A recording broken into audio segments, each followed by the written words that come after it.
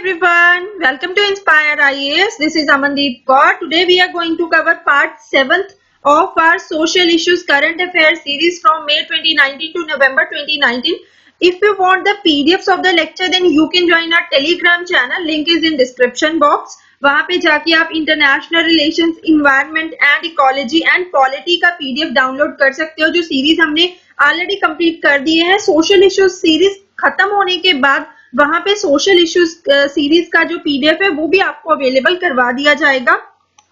सो आज के लिए हमारा पार्ट 7th में सबसे पहला हम एजुकेशन रिलेटेड हमारे सोशल इश्यूज को कवर कर रहे हैं. तो वहां पे सबसे पहले हम आज के लिए हमारा टॉपिक है, एक रिपोर्ट है, ऑल इंडिया सर्वे कह सकते हैं, एक सर्वे रिपोर्ट आई है, all India survey on higher education. तो ये रिपोर्ट जो है वो हायर एजुकेशन के ऊपर है और इसको जो है हमारी खुद की ministry of HRD human resource जो डेवलपमेंट मिनिस्ट्री है उसने रिलीज किया है.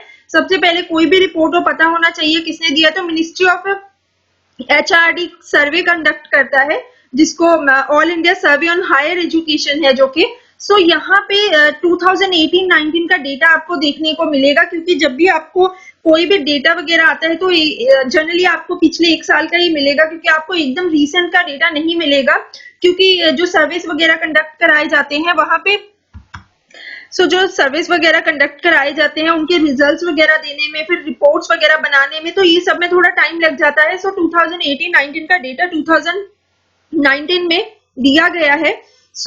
यहाँ पे ministry of HRD conducts an annual web based सर्वे है जो कि 2010-11 से करवाया जा रहा है. सर्वे कवर करता है all higher education institutions in the country which are categorised into 3 broad categories.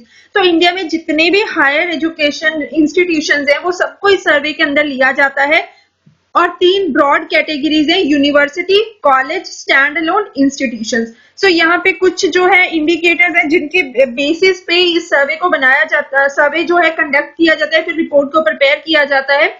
सबसे पहले इंस्टीट्यूशनल डेंसिटी, उसके बाद है gross enrolment ratio, people teacher ratio, gender parity index and पर स्टूडेंट एक्सपेंडिचर. तो ये वाले जो पैरामीटर्स है इनके बेसिस के ऊपर इस सर्वे को प्रिपेयर किया जाता है. सो की statistics with respect to higher education, तो यहाँ पे रिपोर्ट में से क्या क्या निकल के आया है.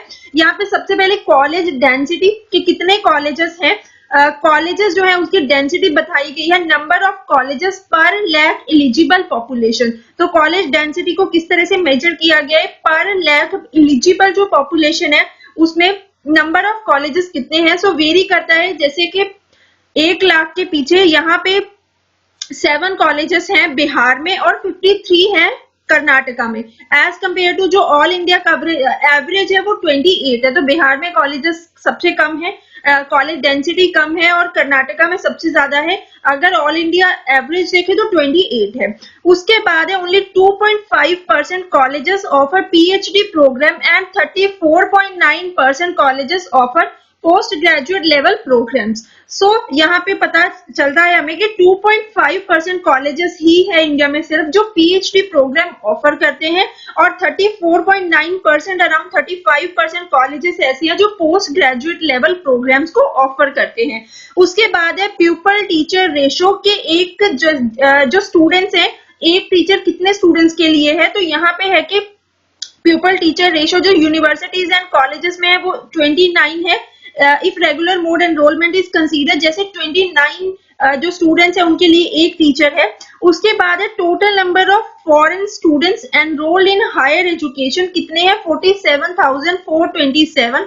Highest share of foreign students come from neighbouring countries, जैसे कि नेपाल से कितने फॉरेन, जितने भी हमारे यहाँ फॉरेन स्टूडेंट्स आते हैं नेपाल में से सबसे ज्यादा आते हैं 26.88%. उसके बाद अफगानिस्तान से आते हैं 9.8%, बांग्लादेश से 4.38%, सूडान से 4.02%, भूटान से 3.82%, नाइजीरिया से 3.4%.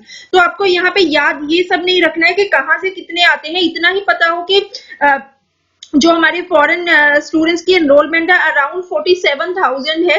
सो यहाँ पे सबसे ज्यादा किससे आते हैं, नेपाल से आते हैं. वैसे ऐसे इंडिविजुअल छोटे छोटे फैक्ट्स नहीं पूछे जाते, लेकिन जो इंपॉर्टेंट बात है जैसे कि इंपॉर्टेंट पता होना चाहिए कि सर्वे किसने कंडक्ट किया है, कौन से इंस्टीट्यूशन ने किया है, कौन कौन से ब्रॉड कैटेगरीज हैं, कौन कौन से इंडिकेटर्स लिए गए हैं और जो जनरल सी बातें होती है जैसे कॉलेज डेंसिटी हो गई, नॉर्मल जो है पीपल टीचर रेशो हो गई, ये डेटा आपको मेंस में बहुत ज्यादा हेल्प करता है जब आप आंसर राइटिंग करोगे, आंसर लिखोगे। अगर कोई सिंपल क्वेश्चन ही एजुकेशन के ऊपर बनता है तब तो जरूरी ही है, लेकिन अगर कोई और टॉपिक्स है जैसे कि ऐसे में अगर एजुकेशन के ऊपर आता है तब भी आपको डेटा सब पता होना चाहिए। मेंस में जो होता है आपका आंसर, हर आंसर में आपको कोई ना कोई रिपोर्ट जहां पे जरूरत है कोट करनी पड़ती है, तो वहां से आपके आंसर को एक ऑथेंटिसिटी मिलती है कि अगर आप कुछ लिख रहे हो तो ये वो कोई आप किसी गवर्नमेंट की जो रिपोर्ट्स है उनको कोट करके लिख रहे हो तो अपनी तरफ से मतलब आप कुछ नहीं लिख रहे हो। और प्रीलिम्स के लिए स्पेशली रिपोर्ट में से क्वेश्चन पूछा जा सकता है।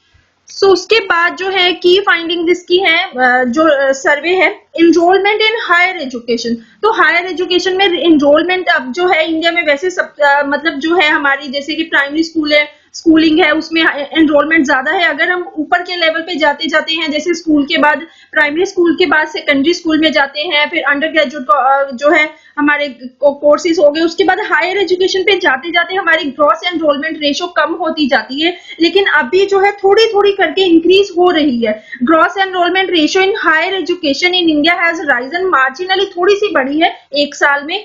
2017-2018 का जो डेटा है 25.8% है। उसके बाद 2018-19 का जो डेटा अब रिलीज हुआ है उसमें 26.3% है। अभी हमारी हायर एजुकेशन में ग्रॉस एनरोलमेंट रेशो कितनी है?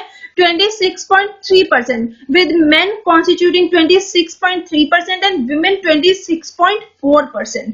उसके बाद आता है top 6 states in terms of total student enrolment. तो टोटल स्टूडेंट एनरोलमेंट में टॉप 6 स्टेट्स कौन से हैं? यूपी टॉप पे है, उसके बाद महाराष्ट्र, उसके बाद Tamil Nadu, then West Bengal, Rajasthan, then Karnataka.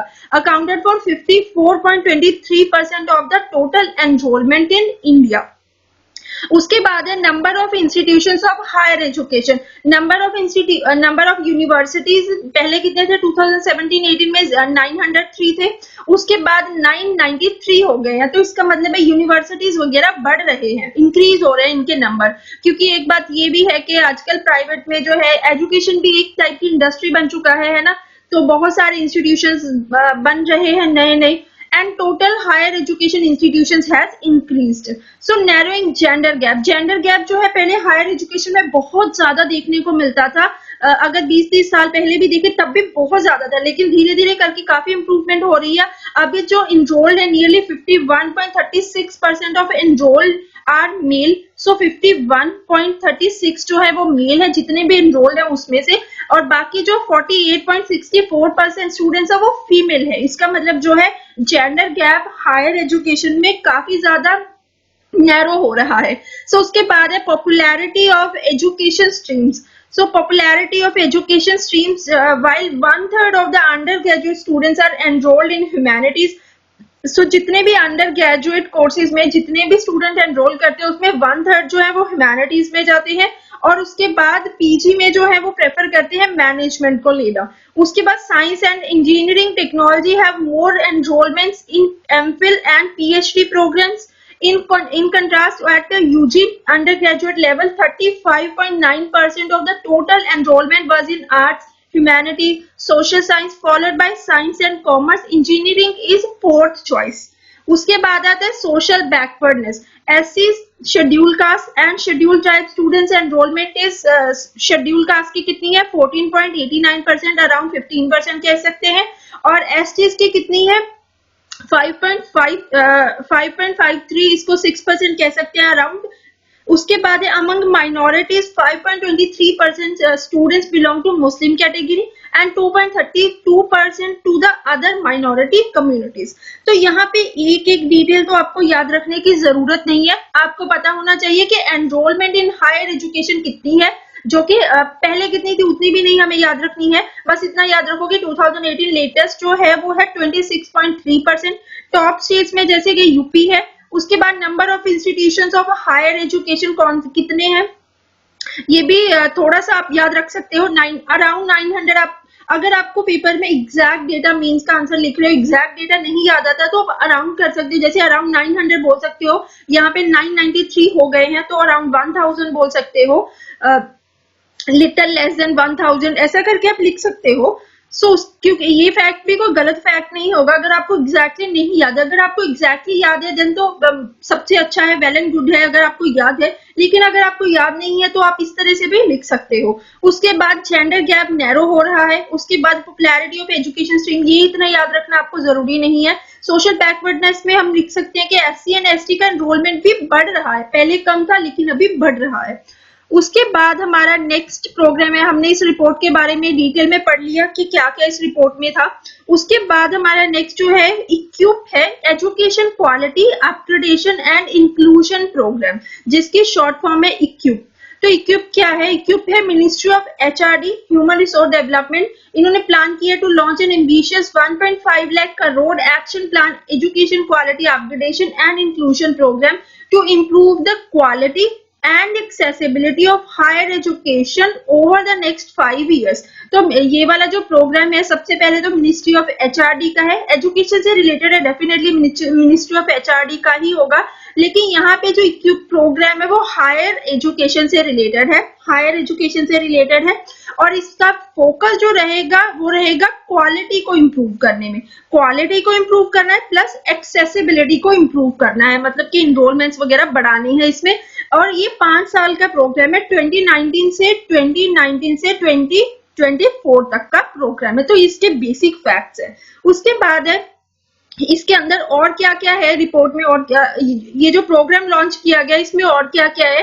It is meant to bridge the gap between policy and implementation. Normally क्या होता है कि पॉलिसीज बन जाते हैं लेकिन इम्प्लीमेंटेशन उतना हो नहीं पाता है, लेकिन यहाँ पे कोशिश की जाएगी कि पॉलिसी बनाई तो उसको इम्प्लीमेंट भी किया जाए और हायर एजुकेशन में एक्सेसिबिलिटी एंड क्वालिटी को बढ़ाया जाए।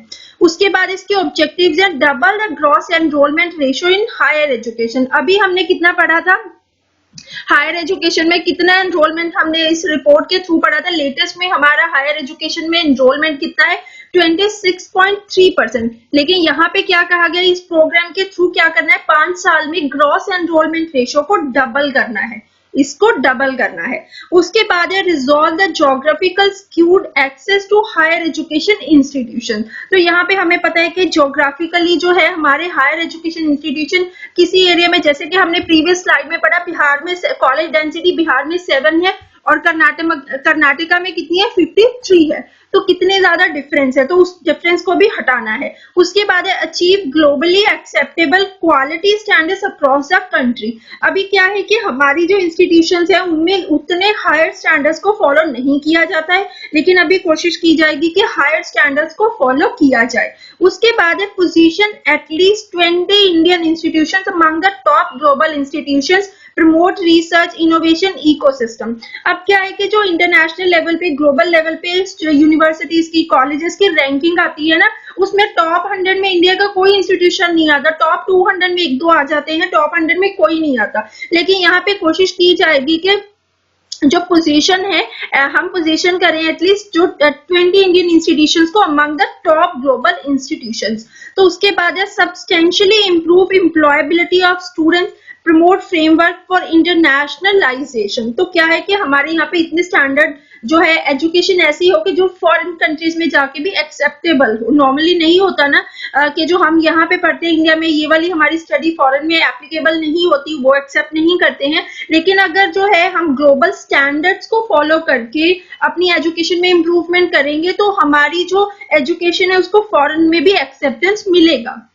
अभी क्या है कि कुछ हमारे इंस्टीट्यूशन जो बड़े बड़े आईआईटीज हैं, आईआईएम्स हैं, इनको फॉरेन में एक्सेप्टेंस मिलता है, लेकिन जो दूसरे छोटे इंस्टीट्यूशन है उनको, उनके वहां पे जो पढ़ाया जाता है उनको एक्सेप्टेंस नहीं मिलता है। तो इस तरह से कोशिश करनी है कि हमारी जो एजुकेशन सिस्टम है उसको वहां पे भी एक्सेस जो है वहां पे भी जो उसको एक्सेस मिले, स्टूडेंट्स को वहां पे जा सकें, वो एम्प्लॉयबिलिटी उनकी हो वहां पे। उसके बाद है बेटर एक्रीडिटेशन सिस्टम। उसके बाद है use of education technology, governance reforms and quantum increase in investments. तो ये सारा इक्विप प्रोग्राम के अंडर किया जाएगा जो कि हायर एजुकेशन के लिए है। उसके बाद जो नेक्स्ट हमारा है, वर्ल्ड बैंक ने एक रिपोर्ट रिलीज की है। World bank release the report ending learning poverty, ending learning poverty. अब एक पावर्टी तो नॉर्मली होती है कि जब कोई इंसान जो है अपनी बेसिक नीड्स को पूरा नहीं कर पाता तो वो पुअर है, लेकिन लर्निंग पावर्टी क्या होती है कि इसकी जो डेफिनेशन अगर हम पढ़े तो learning poverty is defined as percentage of 10 year olds. यहाँ पे 10 ईयर ओल्ड्स जो स्टूडेंट्स होते हैं, उनको बच्चे होते हैं, उनको लिया जाता है who cannot read and understand a simple story। so कितने परसेंटेज जो बच्चे हैं वो 10 ईयर्स ओल्ड जो है, कितने परसेंट उनमें से बच्चे हैं जो स्टोरी, सिंपल स्टोरी नहीं अंडरस्टैंड कर सकते, जो रीड नहीं कर सकते। इसका मतलब वो लर्निंग लेवल पे पुअर है। तो वर्ल्ड बैंक ने एस्टिमेट किया कि 53%, जो कि मतलब हाफ से भी ज्यादा है, 53% of children in low and middle income countries can not read and understand a simple story by end of the primary school. तो यहाँ पे क्या होता है कि प्राइमरी स्कूल खत्म करने के बाद भी वो नहीं पढ़ पाते हैं। ऐसे और भी बहुत सारे रिपोर्ट्स में दिखाया जाता है कि 5th क्लास का जो स्टूडेंट है वो 2nd क्लास का टेक्स्ट नहीं पढ़ पाता है। पता नहीं वो बच्चे पास कैसे हो जाते हैं, या फिर जो उनके टीचर्स होते हैं वो उनको कैसे पास कर देते हैं बच्चों को, या फिर हो सकता है कि कुछ भी इसका रीजन हो सकता है कि टीचर्स ही वहां पे इतने केपेबल ना होते हो। ऐसे भी बहुत सारे रिपोर्ट्स आते हैं कि हमें भी पता है कि हमारे बहुत सारे स्कूल्स में, जो गवर्नमेंट स्कूल्स हैं, टीचर्स जो है उनकी जो है उतनी क्वालिटी एजुकेशन वो बच्चों को नहीं देते हैं। सो यहाँ पे यहाँ पे वर्ल्ड बैंक ने जो बताया है कि 53% जो है children in low and middle income countries cannot read and understand a simple story by the end of primary school। so recommendations भी दिए हैं वर्ल्ड बैंक ने कुछ, के लर्निंग पॉवर्टी को हम कैसे खत्म कर सकते हैं। so लर्निंग पॉवर्टी को खत्म करने के लिए सबसे पहले टारगेटेड अप्रोच की जरूरत है। Report has targeted to reduce by at least half the share of 10-year-old who cannot read by 2030। तो यहाँ पे रिपोर्ट ने टारगेट दिया, जितने भी रिपोर्ट ने पॉइंट्स दिए ना, एक एक पॉइंट जरूरी है आपके लिए, मेंस के लिए जरूरी है कि आप एक एक पॉइंट को पता करें, कि आपको एक एक पॉइंट का पता हो, और आपको ये भी पता हो कि जो प्रीलिम्स के लिए भी जरूरी है कि इस रिपोर्ट को रिलीज किसने किया है। इस सबसे पहले वर्ल्ड बैंक ने कहा है कि बाय 2030 क्या होना चाहिए, जितने भी बच्चे पुअर है लर्निंग लेवल पे, उनके शेयर को हाफ कर देना है। उसके बाद है ensuring political and technical commitment. दोनों कमिटमेंट की जरूरत है, political and technical. Political commitment का मतलब है कि जो पॉलिसी बनाई है उसको प्रॉपर्ली इम्प्लीमेंट भी किया जाए, एंड टेक्निकल कमिटमेंट मतलब आजकल जो होता है ना कि जो एजुकेशन है उस, जैसे कि हम डिजिटल एजुकेशन के ऊपर फोकस कर रहे हैं, तो उस चीज की जरूरत है। उसके बाद है असेसिंग परफॉर्मेंस। परफॉर्मेंस को असेस करना सबसे ज्यादा जरूरी है, क्योंकि अगर परफॉर्मेंस को असेस नहीं किया जाएगा तो पता कैसे चलेगा कि कितना बच्चे सीख चुके हैं। So it is essential that assessment systems have well defined ways to inform the future instruction based on assessment results. This system requires proper design. क्या क्या चाहिए इसमें? Proper designing, implementation, documentation and dissemination of results। So attention should also be given to ensuring that assessment results are comparable within the country over time, allowing the consistent measurement of the country progress। तो उसके बाद next जो recommendation दिया, जो next जो है recommend किया है वो है improving teacher quality. Improving teacher quality, teachers की क्वालिटी को इम्प्रूव करना बहुत ही ज्यादा जरूरी है, क्योंकि अगर टीचर्स केपेबल होंगे, उनके पास जो है उनके पास अच्छी जो है एजुकेशन, अच्छी जो नॉलेज होगी, तभी वो बच्चों को पढ़ा पाएंगे। नॉर्मली नहीं तो क्या होता है कि जो छोटे छोटे प्राइवेट स्कूल्स हैं उनमें 12th पास जो टीचर्स है उनको भी रख रखा होता है, वो भी पढ़ा रहे होते हैं, जबकि एक 12th क्लास का बच्चा जिसने 12th कंप्लीट की है उसको कितनी नॉलेज होगी आप खुद सोचिए। उसने सिर्फ जो है बुक पढ़ी है, बुक्स पढ़ के पेपर दिया है, पास किया है, लेकिन उसको नहीं पता है, जब तक बच्चा जो है कॉलेज में नहीं जाता है, हायर एजुकेशन में नहीं जाता, तब तक उसको बहुत सारी बातें जो नहीं समझ में आती हैं। सो इसीलिए जो है टीचर्स की जो है क्वालिटी को इम्प्रूव करने की बात कही गई है, जिसमें स्पेशली जरूरी है कि कुछ ऐसे टेस्ट वगैरह कंडक्ट किए जाएं। बहुत सारी ऐसे टेस्ट हैं टीचर्स के लिए, वो जो है टीचर्स के लिए टेस्ट कंडक्ट किए जाते हैं जिसके बाद उनको जॉब्स मिलते हैं, लेकिन बहुत सारी जगह पे ऐसा नहीं होता है, बिना टेस्ट के ही किसी को भी रख लिया जाता है। So by making teacher an attractive profession, by improving its status, compensation policies and career progress structures, ensuring teachers are well equipped to transition and perform effectively in the classroom। Next is promoting a meritocratic selection of teachers, so providing continuous support and motivation to allow teachers to improve continually, using technology wisely to enhance the ability of teachers to reach every student, factoring in their areas of strength and development. So जरूरी है कि promote किया जाए कि meritocratic selection of teachers. अब teachers को जिस तरह से सिलेक्ट किया जाता है उसके जो वो क्राइटेरिया होगी उसको भी अच्छे से डेवलप करने की जरूरत है। ऐसा ना हो कि मतलब जिस लेवल पे टीचर्स को चेक किया जा रहा है, टेस्ट जो होता है ना, उसके स्टैंडर्ड्स को भी इम्प्रूव करने की जरूरत है। उसके बाद है next role of families and communities. तो यहाँ पे ये कहा गया जैसे कि बच्चा होता है वो 3 साल का होता है जब वो स्कूल जाने लगता है या फिर प्री स्कूल में जाता है, 3 साल से पहले वो 3 साल तक अपनी फैमिली जो आसपास के लोग हैं उनसे सीखता है। तो यहाँ पे फैमिलीज एंड कम्युनिटी का बहुत बड़ा रोल होता है कि वो किस तरह से अपने बच्चे से इंटरैक्ट करते हैं, क्योंकि जो छोटा बच्चा होता है अगर उसके घर में जो है ऐसा माहौल है कि जो है शांति से बात करनी है, बैठ के बात करनी है, तो बच्चा भी वैसा बनेगा। अगर बच्चे के घर में ऐसा माहौल है कि जो है हर बार झगड़ा होता है, पेरेंट्स के बीच झगड़ा होता है या फिर पेरेंट्स काफी डोमिनेटिंग है, तो वो बातें जो है बच्चे को अफेक्ट करती हैं। उसके बाद नेक्स्ट है मल्टी सेक्टोरल अप्रोच। यहाँ पे सिर्फ एजुकेशन के ऊपर फोकस नहीं किया है, वर्ल्ड बैंक ने ये भी कहा है कि बाकी जो सेक्टर्स है, जैसे कि अगर बच्चे को प्रॉपर पानी जो है एक साफ सुथरा पानी मिलता है, sanitation, improve health and nutrition, better school protection for disadvantage population, तो यहाँ पे ये बोल रहे हैं कि बाकी जो सेक्टर्स है उनमें भी रिफॉर्म्स करने की जरूरत है। अगर बच्चा हेल्दी होगा तभी तो वो अच्छे से पढ़ पाएगा। सो उसके बाद जो है सिविल सर्विस रिफॉर्म्स की जरूरत है and standard management and financing of public services. उसके बाद है access to age and skill appropriate material. तो यहाँ पे ये कहा गया है कि age specific and skill appropriate material की जरूरत है जो कि बच्चों को अवेलेबल कराया जाना जरूरी है। चिल्ड्रन के पास जब ऐसे बुक्स नहीं होती, उनका एक्सपोजर नहीं होता प्रिंटेड और डिजिटल एंड रिटन मटेरियल से, तो वो क्या होता है कि प्रॉपर्ली सीख नहीं पाएंगे। उसके बाद है सिग्निफिकेंस ऑफ होम लैंग्वेज। यहाँ पे रिसर्च ने ये कहा है कि जिस बच्चे ने रिसर्च है shown that children gain reading proficiency if they are taught in their mother language first. तो यहाँ पे रिसर्च के थ्रू जो है प्रूव किया गया है कि बच्चे को अपनी जो होम लैंग्वेज है उसमें ही अगर पहले पढ़ाया जाए तो वो प्रॉपर तरीके से सीख पाएगा। Students taught to read in a language they don't speak at home have great difficulty learning. So बच्चा जो है घर में अलग लैंग्वेज बोलता है जो उसकी रीजनल लैंग्वेज है, और स्कूल में अगर कोई और लैंग्वेज है जैसे कि इंग्लिश मीडियम स्कूल में है तो उसको लर्निंग में जो है दिक्कत होगी। उसके बाद है redefining skill set with changing trend. So जैसे जैसे ट्रेंड चेंज हो रहा है उसी तरह से स्किल सेट को भी चेंज करने की, रीडिफाइन करने की जरूरत है। The world is changing at a rapid pace as global trends such as disruptive technology, climate change, and rapidly evolving demographics continuously redefine the skills that learners need to develop today so they will be productive workers and engaged citizens tomorrow। तो अब क्या है कि normally बच्चों को schools में जो पढ़ाया जाता है उसमें सब्जेक्ट में चेंज करने की जरूरत है। जैसे कि अभी जो है कुछ स्कूल्स में चेंज किया गया है कि स्कूल्स में जैसे ड्रग अब्यूज है, ऐसे सब्जेक्ट्स को भी इंट्रोड्यूस किया गया है।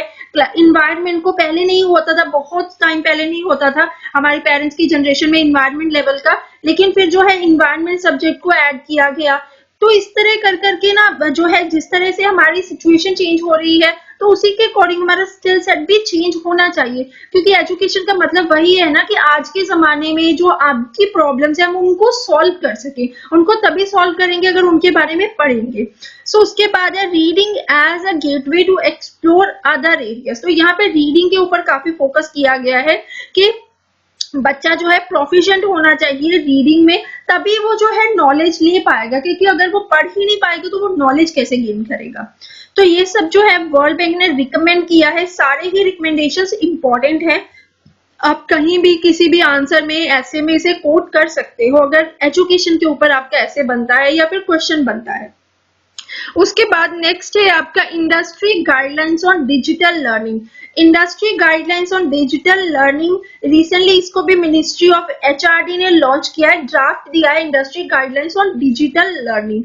सो यहाँ पे इसकी शुरुआत कहाँ से हुई थी? जो ड्राफ्ट गाइडलाइंस है उनको प्रिपेयर किया है यूनेस्को। यूनेस्को जो है United Nations education scientific and cultural organisation है, जो कि यूनाइटेड नेशंस की एक स्पेशलाइज्ड एजेंसी है जो कि मेंबर कंट्रीज में एजुकेशन को प्रमोट करती है और जो साइंटिफिक एजुकेशन को प्रमोट करती है, कल्चर को प्रमोट करती है। तो इस तरह से इसका काम है। तो जो ड्राफ्ट गाइडलाइंस है उसको डेवलप किया यूनेस्को ने। उसके बाद है हमारा Mahatma Gandhi institute of education for peace and sustainable development. तो ये क्यों प्रिपेयर किया गया है? दोनों ने मिलकर प्रिपेयर किया है। टेक 18 एक इवेंट हुआ था, टेक 2018 एक इवेंट हुआ था 2018 में, वाज एन इंटरनेशनल कॉन्फ्रेंस। तो ये एक इंटरनेशनल कॉन्फ्रेंस है जिसको ऑर्गेनाइज कराया था यूनेस्को एंड जो Mahatma Gandhi institute and Andhra government in 2018। वहां पे इसकी डिजिटल लर्निंग के ऊपर फोकस किया गया था। तो वहां पे विजाग डिक्लेरेशन जब 2018 में टेक 18 जो है इंटरनेशनल कॉन्फ्रेंस हुई आंध्र प्रदेश में, तो वहां पे विजाग डिक्लेरेशन को अडॉप्ट किया गया। तो विजाग डिक्लेरेशन है वो किससे रिलेटेड है? डिजिटल लर्निंग के ऊपर है। तो यहाँ पे इससे सीधा क्वेश्चन बन सकता है, विजाग डिक्लेरेशन आपको पता होना चाहिए। कई बार अभी प्रीलिम्स में ऐसे क्वेश्चन भी पूछे जाते हैं ना, जैसे ऊपर लिखा है Vizag declaration is related to what. तो यहाँ पे 4 ऑप्शन आपको दे दिए जाएंगे, एजुकेशन से रिलेटेड है, टेक्नोलॉजी से रिलेटेड है या फिर हेल्थ से रिलेटेड है, ऐसा करके। तो आपको पता होना चाहिए कि विजाग डिक्लेरेशन 2000 की जो है वो डिजिटल लर्निंग के ऊपर है। सो डिक्लेरेशन डिजिटल लर्निंग, तो इसके रेस्पॉन्स में अभी ड्राफ्ट गाइडलाइंस प्रिपेयर किए गए हैं कि इंडिया में किस तरह से डिजिटल लर्निंग को प्रमोट किया जाए। So digital learning in India के बारे में अभी हम पढ़ते हैं। सो डिजिटल लर्निंग है क्या? It is a learning that is supported by digital technology. So learning जो है एक हम नॉर्मल बुक से पढ़ रहे हैं वो भी लर्निंग है, लेकिन डिजिटल लर्निंग का मतलब है जैसे कि आजकल जो है हम फोन में पढ़ते हैं, लैपटॉप पे पढ़ते हैं, वो सब डिजिटल लर्निंग में ही आ जाता है, जहाँ पे डिजिटल टेक्नोलॉजी को यूज करते हैं और by instructional practice that makes effective use of digital technology. It makes it teaching and learning a smoother experience as it includes, जैसे कि इसमें एनिमेशन होता है। अब बच्चों को अगर एनिमेशन के थ्रू पढ़ाया जाएगा तो वो ज्यादा, बच्चों को ही क्या, कोई भी अगर एनिमेशन के थ्रू कुछ चीज को लर्न करेगा तो उसमें ज्यादा उसको एडवांटेज होगा as compare to books. Books में क्या होता है, सिंपल हम पढ़ते हैं, लेकिन अगर हम उसको एनिमेटेड मोड में देखेंगे, फोन पे देखेंगे, लैपटॉप पे देखेंगे, तो हमें ज्यादा अच्छे से समझ में आएगा। उसके बाद gamification and audio visual effects. Scope क्या है इसका? डिजिटल लर्निंग को अगर हम प्रमोट करते हैं तो इसका स्कोप क्या है इंडिया में? As per Google report, Google ने एक रिपोर्ट दी थी, इंडिया ऑनलाइन एजुकेशन मार्केट। तो इंडिया की online education market is set to grow to $1.96 billion and around 9.6 million users by 2021.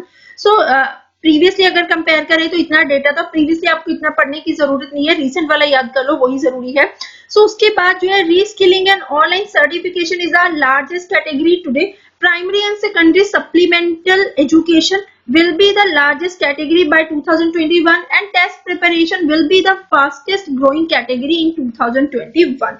तो इतना स्कोप है इंडिया में अगर डिजिटल लर्निंग को प्रमोट किया जाता है, क्योंकि ये अभी बहुत बड़ी इंडस्ट्री बनने जा रही है आगे, क्योंकि डिजिटल लर्निंग आगे जो आने वाला टाइम है उसमें डिजिटल लर्निंग के ऊपर ही फोकस किया जाएगा ज्यादा। उसके बाद जो है, जो अगर हम इस वाले इंस्टीट्यूट को पढ़े, महात्मा गांधी जो इंस्टीट्यूट है, ये क्या है? Mahatma Gandhi institute, it was established by UNESCO. इसको यूनेस्को ने ही एस्टैब्लिश किया था in cooperation with government of India in November 2012। तो ये 2012 का इंस्टीट्यूट है, इंडिया में है। इसको यूनेस्को ने इंडिया की गवर्नमेंट के साथ मिलकर एस्टैब्लिश किया था। It is the first UNESCO specialized education institution in India and the first category 1 institute in Asia Pacific region. तो ये जो है पहला ऐसा कैटेगरी 1 इंस्टीट्यूट है एशिया पैसिफिक रीजन में, ये पहला ऐसा इंस्टीट्यूट है। सो कैटेगरी 1 इंस्टीट्यूट क्या होती है? They are integral part of UNESCO and seeks to strengthen the scientific capacity of the member states. उसके बाद है UNESCO and Mahatma Gandhi institute focuses on achieving the United nation development goal number 4.7, गोल 4 है। उसके बाद जो है इसके अंदर टारगेट्स है 7 टारगेट, जो कहता है towards education for building peaceful and sustainable societies across the world by developing programmes that promote social and emotional learning, innovate digital pedagogics and empower the youth. उसके बाद जो ड्राफ्ट गाइडलाइंस है digital learning के ऊपर, ये क्या है? These draft guidelines have been divided into 2 broad sections में इसको डिवाइड किया गया है। सबसे पहला है मैंडेटरी सेक्शन, फिर है रिकमेंडेड। सो मैंडेटरी इसके अंडर क्या है? Mandatory characteristics feature preliminary required for any digital learning application and include, इसमें नो डिस्क्रिमिनेशन, किसी के साथ डिस्क्रिमिनेशन नहीं होना चाहिए, नो ग्रेटिचुअस वायलेंस, लर्नर सेंट्रिक। तो ये मैंडेटरी है, जो कि हर जो भी डिजिटल लर्निंग को जब यहाँ पे फोकस किया जाएगा तो ये मैंडेटरी है, इसको फॉलो करना पड़ेगा। उसके बाद रिकमेंडेटरी सेक्शंस भी है, जिसमें है characteristics list desirable features that align the application with the core values of UNESCO Mahatma Gandhi Institute and SDG goal number 4 and includes content quality, learning strategies, data privacy, accessibility and health concerns. उसके बाद हम पढ़ते हैं कि जो इससे खास related तो नहीं है, लेकिन गवर्नमेंट के कुछ इनिशिएटिव्स ऑलरेडी क्या क्या है, डिजिटल इनिशिएटिव जो है, गवर्नमेंट के डिजिटल इनिशिएटिव जो इस ड्राफ्ट गाइडलाइन से पहले ही हमने अडॉप्ट किए हुए हैं, वो है जैसे कि स्वयं प्रोग्राम है, ई बस्ता है, राष्ट्रीय माध्यमिक शिक्षा अभियान है, उसके बाद जो है पीएम दिशा है, skill India and digital India will enable the infrastructure needed by students to study online. तो ये सारा आज के लिए हम इतना ही पढ़ेंगे, बाकी जो है नेक्स्ट लेक्चर में पढ़ेंगे। जितना है हमने पढ़ा है उसको थोड़ा सा रिवाइज कर लेते हैं। सबसे पहले हमने all India survey on higher education पढ़ा, जिसमें हमने पढ़ा कि मिनिस्ट्री ऑफ एचआरडी ने इसको रिलीज किया है, जिसमें ब्रॉड कैटेगरीज 3 ब्रॉड कैटेगरीज है। बाकी जो है जितना भी इंडिया में कुछ इंडिकेटर्स है उनके ऊपर पूरे अपना डेटा दिया है। इस सर्वे में डेटा दिया गया है कि कितना क्या इम्प्रूवमेंट हुई है as compare to previous year. तो उसके बाद नेक्स्ट हमने पढ़ा था इक्विप प्रोग्राम, जो कि अगेन मिनिस्ट्री ऑफ एचआरडी का ही प्रोग्राम है, जो कि है to improve the quality and accessibility of higher education in next 5 years। उसके बाद पढ़ा world bank release the report ending learning poverty, जो भी रिकमेंडेशन दिए। उसके बाद हमने पढ़ा industry guidelines on digital learning, जो कि किसने ड्राफ्ट प्रिपेयर किया है, UNESCO and Mahatma Gandhi institute.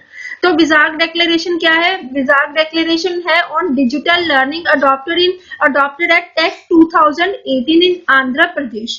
तो आज के लिए हम इतना ही करते हैं, बाकी हम नेक्स्ट लेक्चर में करते हैं। सो आप तब तक नेक्स्ट लेक्चर में मिलते हैं। Till then bye, take care.